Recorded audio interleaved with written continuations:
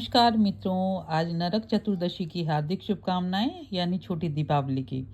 कार्तिक कृष्ण पक्ष चतुर्दशी के दिन नरक चतुर्दशी का पर्व मनाया जाता है। इस दिन नरक से मुक्ति पाने के लिए प्रातःकाल तेल लगाकर अपामार्ग चिचड़ी का पौधे सहित जल में स्नान करना चाहिए। इस दिन शाम को यमराज के लिए दीपदान अवश्य करना चाहिए। कहा जाता है कि इस दिन भगवान श्री कृष्ण ने नरकासुर नामक दैत्य का संहार किया था। तो आज हम आपको नरक चतुर्दशी की कथा सुनाने जा रहे हैं। कथा इस प्रकार से है। वही सबसे पहले आप जल का लोटा और चावल लेकर बैठ जाएं। ये कार्तिक मास की जो कहानियां हैं उसी में आगे है नरक चतुर्दशी की कथा। प्राचीन समय में रांति देव नामक एक राजा था। वह पहले जन्म में धर्मात्मा एवं दानी था। पूर्व कृत कर्मों से इस जन्म में भी राजा ने अपार दान आदि देकर सत्य कार्य किए। जब उसका अंत समय आया तब यमराज के दूत उसको लेने के लिए आए। बार बार राजा को लाल लाल आंखें निकाल कर कह रहे थे, राजन नरक में चलो, नरक में चलो, तुम्हें वहीं चलना पड़ेगा। इस पर राजा घबराया और नरक में चलने का कारण पूछा।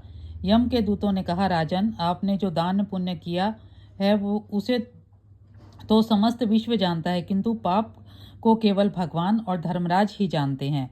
राजा बोला, उस पाप को मुझे भी बताओ जिसके कारण मुझे नरक प्राप्त हो रहा है, जिससे मैं उसका निवारण कर सकूं। यमदूत बोले, एक बार तेरे द्वार से भूख से व्याकुल एक ब्राह्मण लौट गया था, इससे तुझे नरक में जाना पड़ेगा।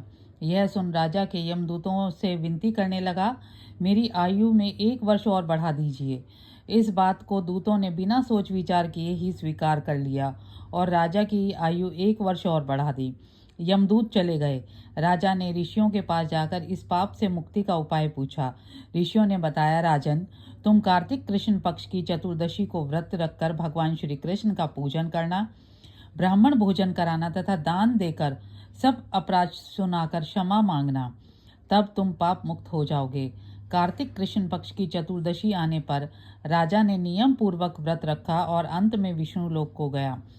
तो सभी के लिए ये शिक्षा है कि अपने द्वार से कभी भी किसी को भूखा ना जाने दें और साथ ही अगर कोई गलती है तो उसका प्रायश्चित भी करें।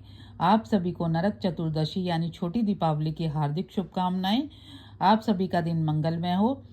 अगर वीडियो पसंद आई तो लाइक कीजिए, शेयर कीजिए और चैनल को सब्सक्राइब करना बिल्कुल भी ना भूलें। जय श्री कृष्ण।